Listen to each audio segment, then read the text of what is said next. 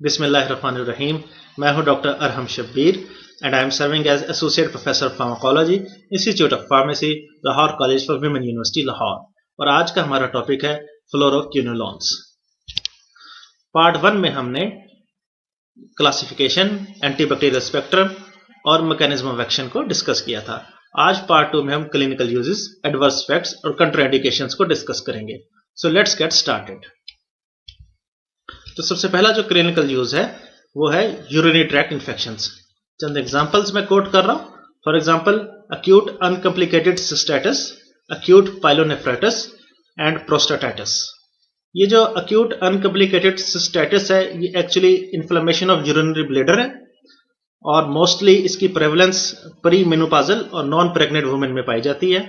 इसके सिम्टम्स वही हैं जो यूजुअली लोअर यूटीआई के सिम्टम्स होते हैं, जैसे डिसयूरिया, यूरिनरी अर्जेंसी और इंक्रीज यूरिनरी फ्रीक्वेंसी। जबकि जो अक्यूट पाइलोनेफ्राइटिस है ये bacterial infection of renal parenchyma होता है।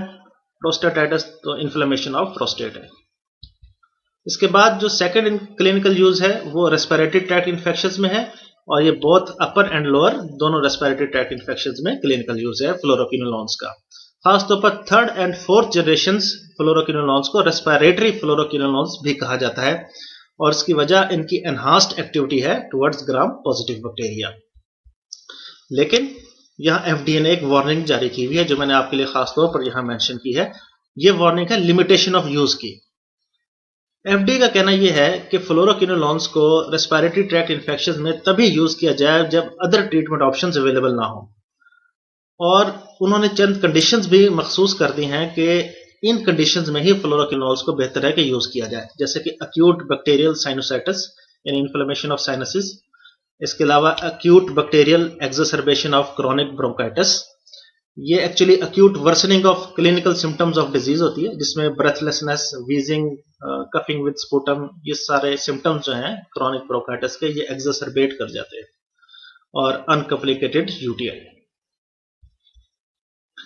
तो इन सारों में यानी अनकॉम्प्लिकेटेड यूटीआई में और जो मैंने अभी आपके सामने बयान की हैं acute bacterial sinusitis and acute bacterial exacerbation of chronic bronchitis, इन तीन कंडीशंस में इसलिए एफडीए ने अप्रूव किया है इनको फ्लोरोक्विनोलोन्स को क्योंकि यहाँ बेनिफिट्स ज्यादा हैं, रिस्क कम है। तो हमेशा बेनिफिट टू रिस्क रेशो निकाली जाती है। अगर किसी कंडीशन में बेनिफिट्स ज्यादा होंगे तो ड्रग को रिकमेंड किया जाएगा, अगर बेनिफिट्स कम होंगे, रिस्क ज्यादा होंगे तो ड्रग्स को रिकमेंड नहीं किया जाएगा। तो इन तीन कंडीशंस में चूंकि बेनिफिट्स ज्यादा है, रिस्क कम है, इसलिए इन तीन कंडीशंस में फ्लोरोक्विनोलोन्स को रिकमेंड किया गया है, जबकि बाकी कंडीशंस में चूंकि रिस्क ज्यादा है इसलिए वहां पर रिकमेंड नहीं किया। अब आते हैं नेक्स्ट क्लिनिकल यूज की जानिब, जो कि टाइफाइड एंड पैराटाइफाइड यानी जिनको हम एंटेरिक फीवर्स भी कहा जाता है।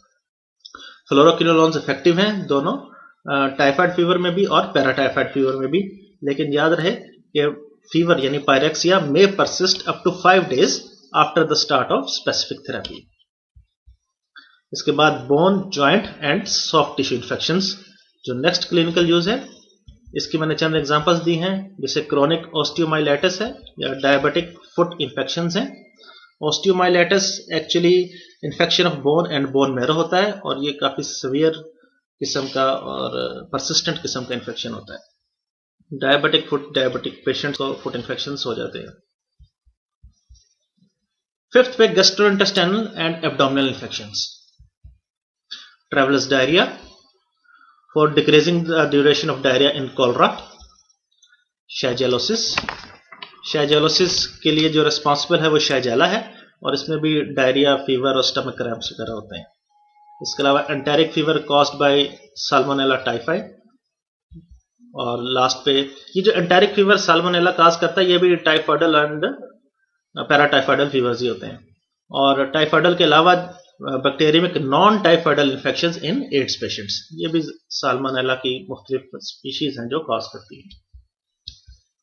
और सिक्स्थ पे सेक्सुअली ट्रांसमिटेड डिजीजेस जिनमें क्लेमाइडियल यूरिथ्राइटिस एंड सर्विसाइटिस, ये इन्फ्लेमेशन ऑफ सर्विक्स है और इन्फ्लेमेशन ऑफ यूरिथ्रा, ये सेक्सुअली ट्रांसमिटेड डिजीज हैं। क्लेमाइडिया इनको रिस्पॉन्सिबल है इनके लिए। इसके अलावा गनोरिया में बहुत सारे बुक्स में लिखा हुआ है इंडिकेशन, लेकिन रेजिस्टेंस अब कॉमन हो गई है गनोरिया के अगेंस्ट। जो बैक्टीरिया रिस्पॉन्सिबल है वो नेज़ीरिया गोनोरिया है। एंथ्रेक्स में दोनों में प्रोफाइलैक्सिस के लिए भी और ट्रीटमेंट के लिए भी यूज किया जा सकता है, प्लेग में यूज किया जा सकता है इन्हें, लेकिन fluoroquinolones may be used as an alternative. Other antibiotic for example streptomycin is preferred in plague. और यर्सीनिया पेस्टिस जो है वो कॉजिंग एजेंट है प्लेग का।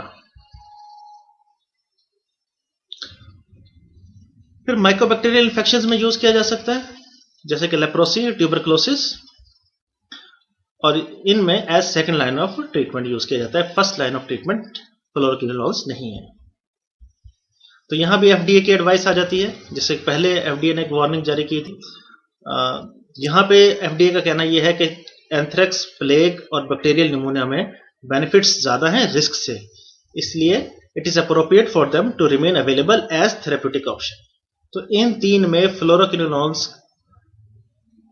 को रिकमेंड करना जस्टिफाई किया है एफडीए ने कि यहाँ बेनिफिट ज्यादा हैं एज कम्पेयर टू रिस्क।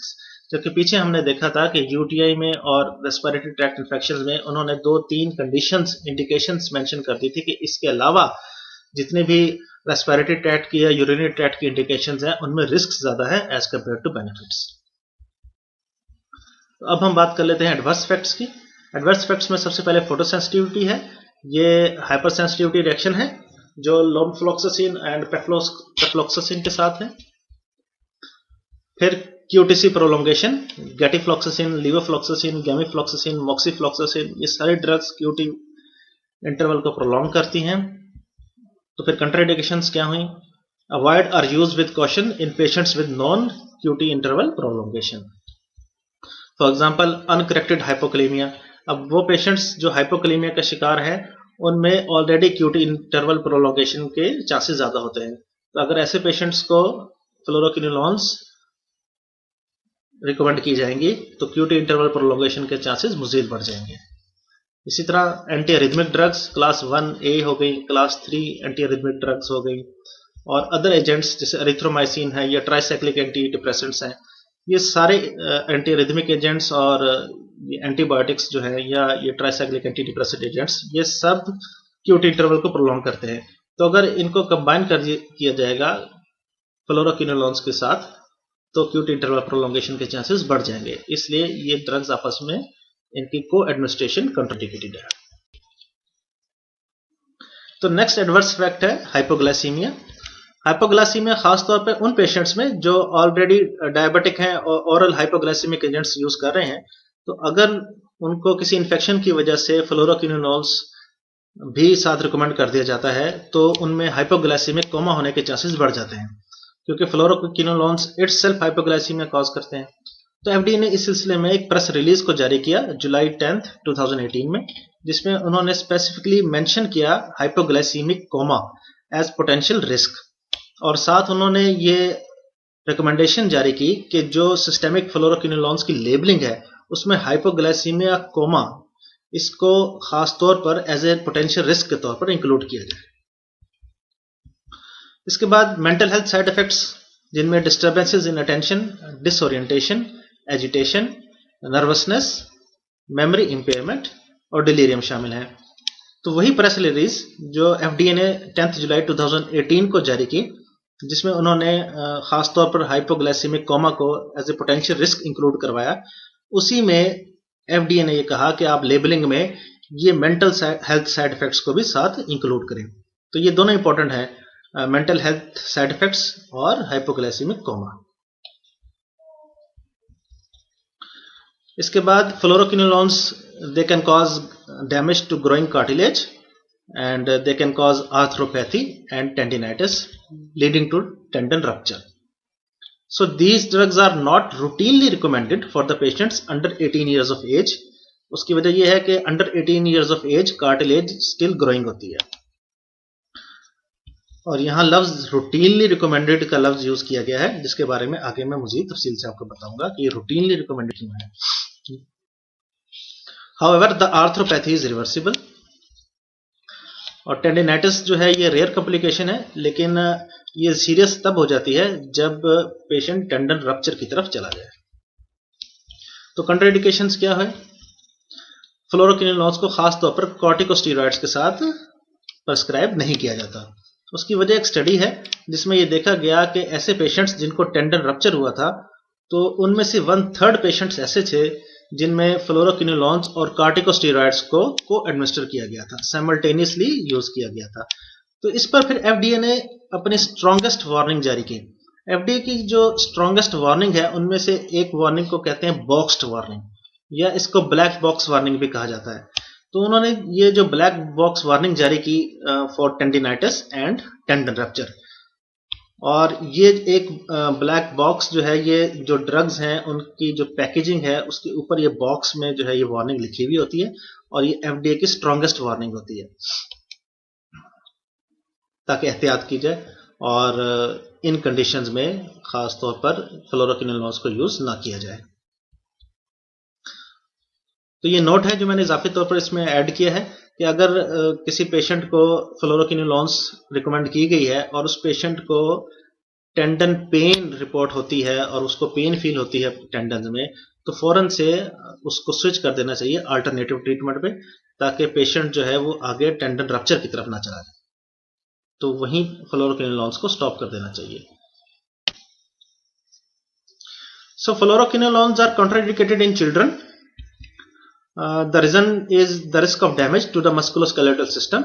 जैसा कि अभी हमने पीछे भी मेंशन किया था कि they are not routinely recommended in children of under 18 years of age, क्योंकि जो अंडर 18 ईयर्स ऑफ एज होते हैं उनमें कार्टिलेज स्टिल ग्रोइंग होती है। सो नॉट रूटीनली रिकमेंडेड का लफ्ज इस्तेमाल किया गया था। उसकी वजह यह है कि बाद सीवियर इन्फेक्शन में फ्लोरोक्विनोलोन्स को उनकी रिकमेंडेशंस को जस्टिफाई भी किया जा सकता है। So they are not absolutely contraindicated. Some severe infections में अगर कोई और एंटीबायोटिक ऑप्शन के तौर पर अवेलेबल ना हो, so their use can be justified. Next, they should not be given to patients taking benzodiazepines. Benzodiazepines हमें पता है कि गाबा रिसेप्टर्स पे एक्ट करते हैं और इनको ट्रैंकुलाइजर्स भी कहा जाता है। ये सिडेटिव होते हैं, हिप्नोटिक होते हैं, मसल रिलैक्सेंट होते हैं। गाबा रिसेप्टर पर एक्ट करके क्लोराइड चैनल को ओपन करते हैं, जिसकी वजह से ये सिडेटिव और हिप्नोटिक इफेक्ट जो है वो अचीव होता है। अब जो फ्लोरोक्विनोलोन्स हैं वो कॉम्पिटिटिव एंटागोनिस्ट हैं गाबा रिसेप्टर्स पे, यानी ये बेंजोडायजेपिन्स को, जिसमें डायजेपाम, एल्प्राजोलैम, ब्रोमेज़ेपाम वगैरह शामिल हैं, उनको डिस्प्लेस कर देती है और खुद गाबा रिसेप्टर पे अटैच हो जाती है। और ये एंटागोनिस्ट है, यानी इनकी ना एफिनिटी होती है ना एफिकेसी होती है। अब लेकिन होता क्या है उसकी वजह से कि जो बेंजोडायजेपिन है उनके विड्रॉल इफेक्ट्स आ जाते हैं और सीएनएस टॉक्सिसिटी जो है वो आने के चांसेस बढ़ जाते हैं। इसलिए बेंजोडायजेपिन के साथ फ्लोरोक्विनोलोन्स की को एडमिनिस्ट्रेशन जो है वो कॉन्ट्राइंडिकेटेड है। इसके बाद सूडोमेम्ब्रेनस कोलाइटिस, जिसकी वजह क्लोस्ट्रीडियम डिफिसाइल है। सुपर इन्फेक्शंस, अब ये सुपर इन्फेक्शंस कोई भी ब्रॉड स्पेक्ट्रम एंटीबायोटिक जो है वो कॉज कर सकती है। इसकी वजह ये होती है कि एक प्राइमरी इन्फेक्शन में जब ब्रॉड स्पेक्ट्रम एंटीबायोटिक को प्रिस्क्राइब किया जाता है तो प्राइमरी इन्फेक्शन के साथ सेकेंडरी इन्फेक्शन भी हो जाता है, क्योंकि गट में नॉर्मल फ्लोरा भी मौजूद होते हैं। तो जो ब्रॉड स्पेक्ट्रम एंटीबायोटिक होती है वह नॉर्मल फ्लोरा को भी किल कर देती है, जिसकी वजह से पैथोजेनिक बैक्टीरिया को ग्रो करने का चांसेस बढ़ जाता है, ग्रो करने का चांस मिल जाता है और वो पैथोजेनिसिटी कॉज कर देते हैं। तो क्लोस्ट्रीडियम डिफिसाइल भी बैक्टीरिया है, उस एक एग्जांपल है जो सूडोमेम्ब्रेनस कोलाइटिस कॉज करता है। इसमें सीवियर डायरिया हो जाता है।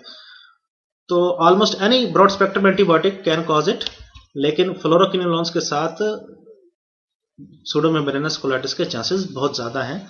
ये एक हाई रिस्क एंटीबायोटिक है इस मामले में। इस हद तक चांसेस ज़्यादा हैं कि थर्ड जनरेशन सेफ्लोस्पोरिन्स और क्लिंडामाइसिन भी सूडोमेम्ब्रेनस कोलाइटिस कॉज करती हैं, लेकिन जो रिस्क फैक्टर है वो फ्लोरोक्विनोलोन्स के साथ ज़्यादा है as compared to third generation cephalosporins and clindamycin. अब मैं कुछ मजीद कंट्राइंडिकेशंस एंड ड्रग इंटरेक्शंस को मेंशन कर रहा हूँ। फ्लोरोक्विनोलोन्स, सिप्रोफ्लॉक्सासिन और नॉरफ्लॉक्सासिन, पेफ्लॉक्सासिन, ये ड्रग्स साइटोक्रोम P450 सिस्टम के कुछ एंजाइम्स को इनहिबिट करती हैं और ये साइटोक्रोम P450 सिस्टम मेटाबोलाइज करता है थियोफाइलिन को, कैफीन को, वारफरिन को। अब अगर ये ड्रग्स मेटाबोलाइज नहीं होंगी तो इन ड्रग्स की टॉक्सिसिटी के चांसेस बढ़ जाएंगे। जैसा कि वारफरिन एंटीकोगुलेंट ड्रग है, अगर ये मेटाबोलाइज नहीं होगी तो हेमरेज कॉज कर सकती है। इसी तरह caffeine and theophylline CNS toxicity cause कर सकते हैं। खासतौर पर थियोफाइलिन को अगर कंकरेंट यूज किया जाए फ्लोरोक्विनोलोन्स के साथ तो हेलुसिनेशंस और सीजर्स तक रिपोर्टेड है। So due to inhibition of metabolism toxicity of these drugs can occur. फिर NSAIDs यानी non steroidal anti inflammatory drugs में enhance the CNS toxicity of fluoroquinolones. जैसा कि अभी थोड़ी देर पहले मैंने जिक्र किया, फ्लोरोक्विनोलोन्स के इटसेल्फ सीएनएस टॉक्सिसिटी वाले साइड इफेक्ट्स हैं और उसकी वजह यह है कि एंटेगोनिस्ट है गाबा रिसेप्टर पे। ये गाबा यानी गामा अमीनो ब्यूटारिक एसिड जो कि इनहिबिटरी न्यूरोट्रांसमीटर है उसको अपने रिसेप्टर पे बाइंड होने से प्रिवेंट करता है, एंटेगोनिस्ट है, जिसकी वजह से सीएनएस टॉक्सिसिटी वाले एडवर्स इफेक्ट्स आते हैं जिसमें कंफ्यूजन, इंसोम्निया और एजिटेशन वगैरह शामिल है। सो अगर फ्लोरोक्विनोलोन्स को NSAIDs के साथ कंकरेंट यूज किया जाए तो गाबा की बाइंडिंग उसके रिसेप्टर के साथ फर्दर रिड्यूस हो सकती है, जिसकी वजह से ये सीएनएस टॉक्सिसिटी वाले एडवर्स इफेक्ट्स आने के चांसेस फर्दर बढ़ जाते हैं। फिर कुछ एसिड्स, सक्राल्फेट और आयरन साल्ट्स, अगर इनको कंकरेंट यूज किया जाए फ्लोरोक्विनोलोन्स के साथ तो ये फ्लोरोक्विनोलोन्स की एब्जॉर्प्शन को रिड्यूस कर देते हैं, जिसकी वजह से फ्लोरोक्विनोलोन्स की एफिकेसी कम हो सकती है। तो ये थे कुछ clinical uses, adverse effects and contraindications of fluoroquinolones. तो पार्ट 1 में हमने क्लासिफिकेशन, एंटीबैक्टीरियल स्पेक्ट्रम और mechanism of action of fluoroquinolones को डिस्कस किया था। पार्ट 2 में हमने अब क्लिनिकल यूजेस, एडवर्स इफेक्ट्स और कंट्राइंडिकेशंस को डिस्कस किया। तो फ्लोरोक्विनोलोन्स का टॉपिक यहीं पे खत्म हुआ। Thank you very much.